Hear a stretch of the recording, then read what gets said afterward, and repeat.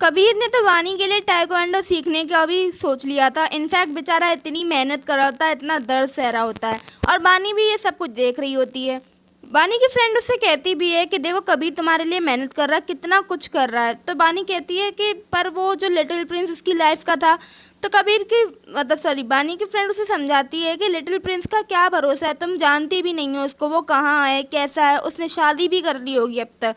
तुम्हें अपनी लाइफ में मूव ऑन करना चाहिए और मेरे हिसाब से कबीर उसके लिए सबसे बेस्ट है।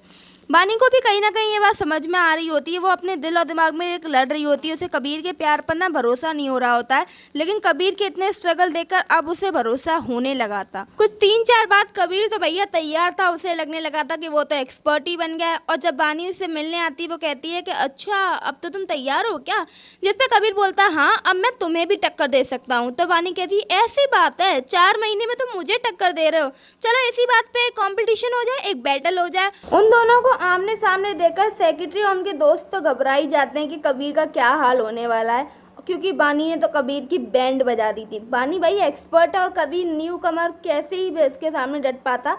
लेकिन फिर जब कबीर गिरा हुआ होता है फिर वो बानी के थोड़ा क्लोज हो जाता है। तो वो बानी से कहता है कि बानी मैं तुम्हारी बात समझ गया, अब तक ना मुझे ऐसा लगता था कि मैं तुमसे प्यार करता हूँ, ये बात काफ़ी है ना, लेकिन मैं तुमसे नहीं, मैं अपने आप से ही प्यार कर रहा था, अपनी जिद से प्यार कर रहा था। लेकिन सच बात तो ये है कि अब मैं तुमसे प्यार करता हूँ, तुम्हारे लिए ये सब कुछ करना चाहता हूँ, तुम्हें खुश रखना चाहता हूँ। और बानी भी इस पर बोल देती कबीर ऐसा नहीं है, मुझे भी एहसास हो गया कि मैं तुम्हारे साथ बहुत हार्ड थी और कहीं ना कहीं तुम्हारे ये एफर्ट्स ने मेरा दिल छू लिया है। और कबीर इस बात पर वानी को ना किस करने वाला होता है कि तब तक पीछे से आवाज़ आ जाती है ये कबीर और वानी शर्मा कर वहाँ से चली जाती है। इधर कबीर तो लेट जाता है और बहुत ही खुश हो रहा होता है। कबीर का कज़न आके उससे कहता है चलो भाई काम बन गया, वानी फाइनली हाँ बोल दिया उसने। जिस पे कबीर कहता है कि काम अभी बना नहीं है, अभी तो सबसे इम्पोर्टेंट काम रह गया है। तो कज़न पूछता है कि कौन सा काम। कबीर बताता है कि उसने बानी को कभी प्रपोज ही नहीं किया, उन लोगों की शादी भी ऐसे ही हो गई थी। वो कबीर को वो बानी को एक ग्रैंड वेडिंग देना चाहता है और बानी को उसके प्यार का और अच्छे से एहसास कराना चाहता है। इसके लिए ना कबीर अगले दिन अपने सेक्रेटरी को सारा काम समझा देता है। उससे कहता है कि बहुत अच्छी पार्टी अरेंज करो, मतलब बहुत अच्छा सेटअप होना चाहिए, वो बानी को प्रपोज करने वाला है। इधर बानी की फ्रेंड थी, वो उसे तैयार कर रही होती है, लेकिन वो ज़्यादा ही तैयार कर रही होती है कि तुम ये पहनो, ये अच्छा लगा ये। जिस पे वानी कहती है कि कबीर ने उसे सिंपल से डिनर पे ही तो बुलाया, उसके लिए इतना तामझाम करने की क्या ज़रूरत है। लेकिन वानी की फ्रेंड को तो सब पता था ना कबीर ने उसे प्रपोज करने के लिए बुलाया, इसीलिए वो कहती है अरे डिनर हो चाहे कुछ भी हो, तामझाम तो होना ही चाहिए ना, और तुम्हें सुंदर लगना ही चाहिए। और वो बानी को कन्विंस कर लेती है, उसको तैयार होने के लिए कह देती है एकदम मस्त टिप टॉप। कबीर का कज़न और बानी के फ्रेंड तो बहुत खुश हो रहे होते हैं और अपने प्लान पे तारीफ कर रहे होते हैं एक दूसरे की। फिर वो वहाँ से चले जाते हैं। बानी इंतजार देखते देखते खुद ही बाहर आ जाती है, जहाँ पर उससे मिलने आती है कौन, शनाया। यहाँ पर फ्लैशबैक में जाते हैं कि दिखाते हैं कि शनाया एक वीडियो देख रही है और इस वीडियो में है ना जो कबीर है वो कार में होता है और वो कह रहा होता है शनाया प्लीज़ तुम मत जाओ, मैं तुम्हारे बिना मर जाऊंगा। और तभी उसका एक्सीडेंट हो जाता है। यानी जब शनाया कबीर को छोड़ कर गई थी और वो लौट कर आ रहा था तब उसका कार में एक्सीडेंट हुआ था। ये जानने का शनाया के दिल का और प्यार उमड़ पड़ता है। वो कहती है कि अब तो जब कुछ भी हो जाए कबीर, मैं तुम्हें वापस पाकर ही रहूँगी। और इसी वजह से आज वो बानी से मिलने आई थी।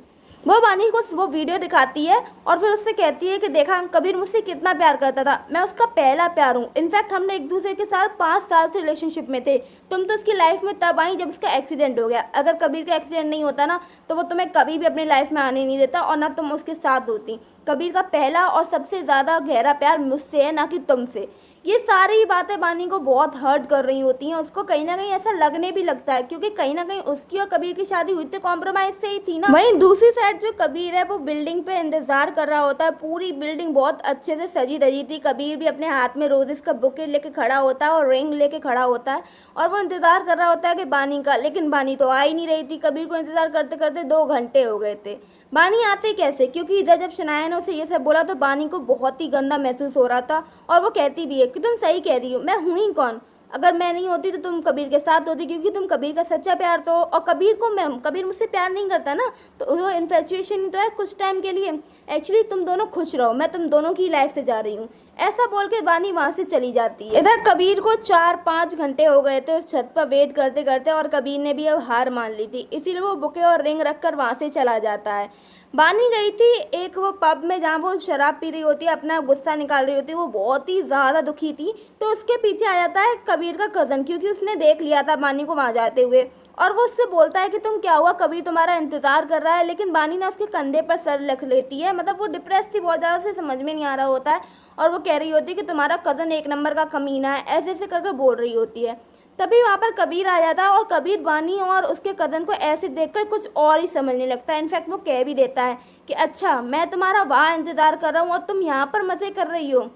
गाइस, ये मिसअंडरस्टैंडिंग किस हद तक जाएगी? आई थिंक डिवोर्स की हद तक। अब वो अगले एपिसोड में पता चलेगा, तब तक चैनल सब्सक्राइब कर लेना, वीडियो लाइक कर लेना। अगला पार्ट इसका लास्ट पार्ट भी है, तो बाय बाय।